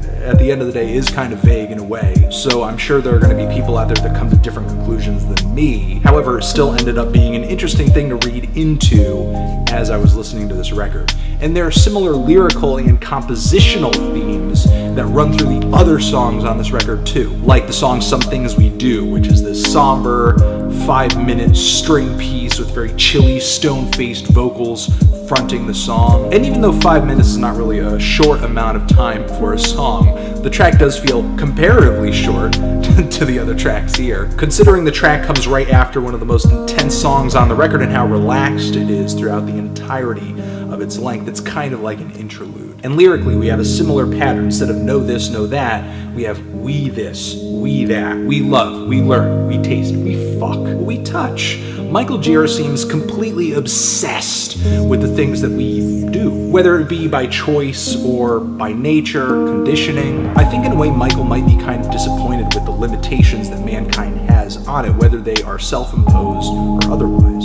The song A Little God in My Hands also takes this repetitive riff structure, building and building and building, but starts off much funkier, much more rhythmic. It's one of the moments here where Swans takes an already loud and very engaging and very visceral piece of rock music and then just makes it louder and louder and louder. There are some amazingly overwhelming walls of horns and glitchy synthesizers on this track that just make my mouth peel back every time to smile, because man, are they just ear-piercing, body-destroying. Not only that, but just the flavor, the tone of the music on this song. It's so cartoonishly villainous. Like, just imagine the worst villain you've ever seen, ever. He's twirling his mustache, he has a cape, he's tying damsels and kittens and babies to train tracks. And again, we get another similar lyrical pattern. There are parts where Michael Gira does divert from this pattern on this song, but we're getting forever this, forever that, forever lazy. And I dare say, this song sounds a little Primus-y. A lot of the same riff, build, repetition characteristics show up on Natalie Neal, as well as Oxygen, which I think starts off more aggressive than any other track here, especially when it comes to the rhythms and just the pace of the song. This is a much faster track than many other tracks here. And even though it's 8 minutes long, this really is Swans at their most straightforward on this record, especially with Michael Gira's really animalistic vocal performance. Feed me now, I still have the oxygen. This is the most insane he's sounded since Swans' early days on records like Greed and Filth and Cop. And in a way, I don't think this record is too far off from what those early Swans LPs do formulaically. The ugly, the repetition, the primal appeal of the drums and the grooves. However, with To Be Kind, this formula is being taken to a more refined and complex level, and managing to stir up a slew of different emotions in the process.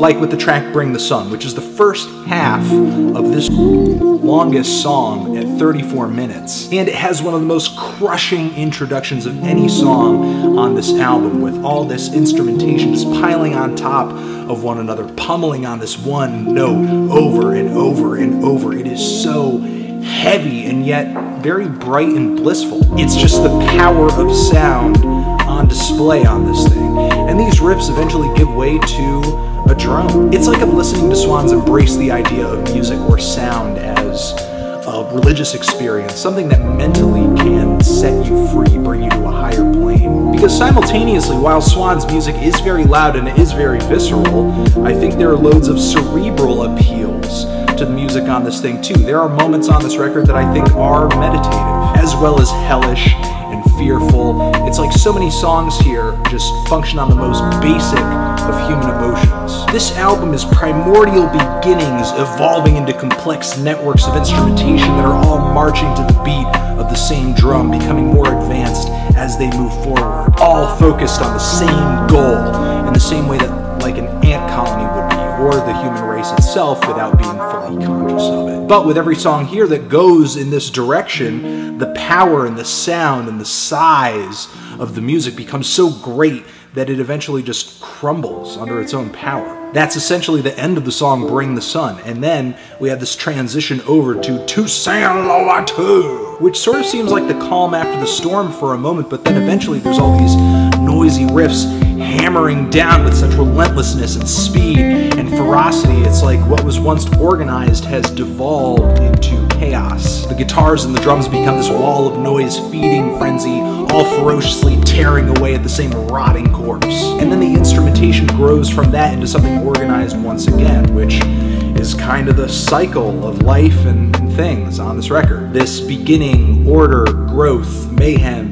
death cycle, which actually might not be too far-fetched of a theory, considering that the second half of this track is named after the Haitian revolutionary that helped put into motion the revolution that eventually freed his country from its French oppressors in the early 1700s and late 1800s. And on this track, Michael Gira brings one of the most insane vocal deliveries of any track on this record, really just sort of shouting, "Toussaint!" There are moments on this song that devolve simply into Michael rolling his R's and barking. It's just another amazingly intense moment that this record serves up. And then there's tracks on here that I think break up the vibe of the album a little bit, like the song Just a Little Boy, which oddly enough, the very weird soundscape of this song, as well as the oddball vocals, kind of remind me of some tracks from David Lynch's latest few musical efforts. And in the title of the song itself, it says it's dedicated to Chester Burnett, aka Howlin' Wolf, one of the most enigmatic blues singers and songwriters of all time. And I think Swans actually live up to that dedication with how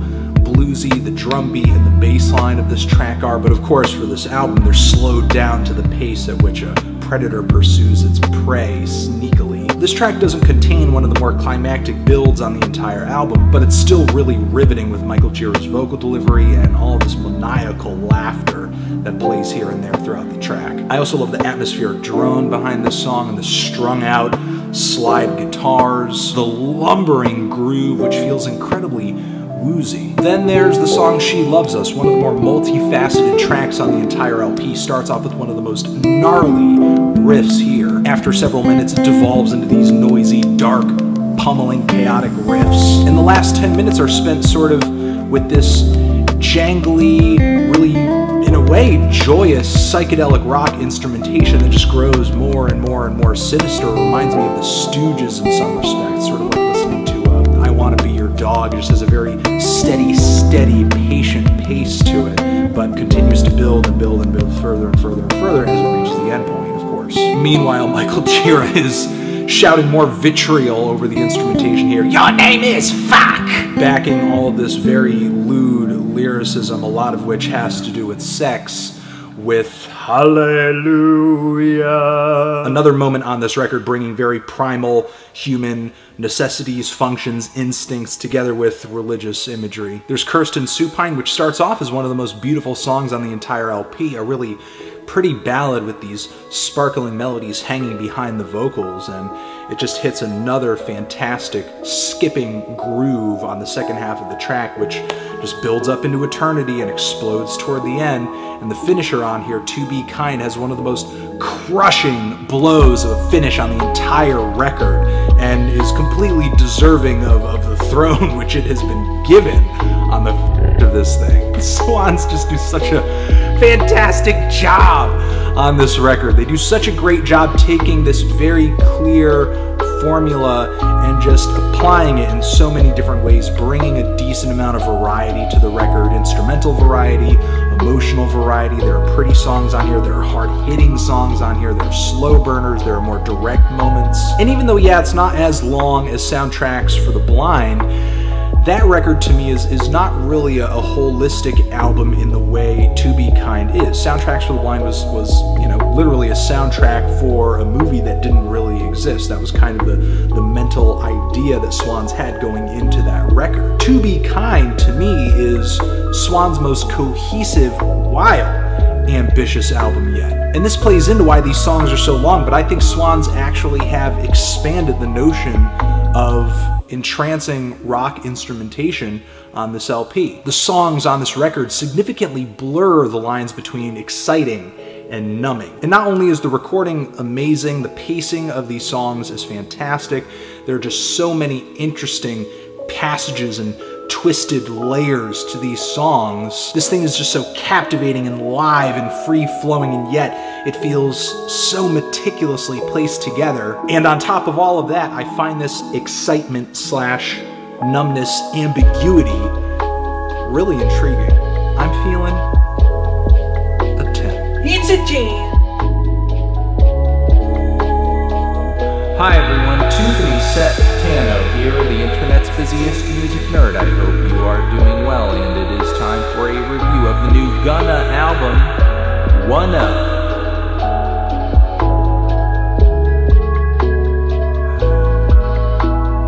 Well, don't you got something to say? I'm not sure if there is anything to say at this point. Come on, man. It looks like a Jimmy Neutron character on the front cover. It's gotta be dank. I wouldn't say it's good, but it's definitely his best. It's his best, but it's not good? Yeah, and I get that sounds weird, but Gunna has sort of perfected something here. An album that is impossible to like, but also impossible to hate. Sounds pretty boring to me. Not entirely. It's like the album was engineered to be so passive, so neutral, so wallpaper. It's like I was being robbed of my ability to feel any way about it whatsoever. You okay there, Anthony? There's definitely a chill vibe to it, but nothing so great or terrible that it would shake you out of the mind-numbing stupor it puts you in. So mind-numbing, it's like you're having an out-of-body experience. Okay, now you're starting to scare me. It was like I was falling deeper and deeper into a stimulationless abyss. All of my senses slowly shutting down until, philosophically speaking, I was a floating brain in a jar. Well, what was the best track? Nothing. What was the worst track? Nothing. Don't you get it? This is more than just an album, dude. It's like experiencing death and living to tell about it. Okay, I'm getting out of here. Don't you move. Would you look at this fleshy vessel? It's disgusting. That's why I can't deny myself the sweet release of the void any longer. And you're coming with me. No!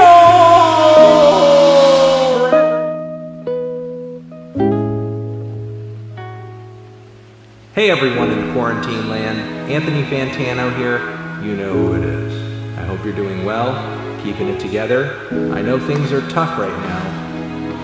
And things during this time can get a little bit crazy. Yes. So remember, right now, making the most rational decisions for yourself and those around you is the best bet, is the best call. Don't do anything that would put yourself or your loved ones in danger. And just stay strong. Stay strong and know that you're important and you matter and your life has value and all that stuff. And treat yourself like that. And treat yourself like you would treat a very important thing that you love. And same thing with the actual important things that you love that you exist around. The people, places, and things that you exist in and with. Cool? Cool. Alright, I love you. Okay. Transition. Album. Music. Music. Album. Next to my head, another video you can check out. Hit that up, or the link to subscribe to the channel. Anthony Fantano Review of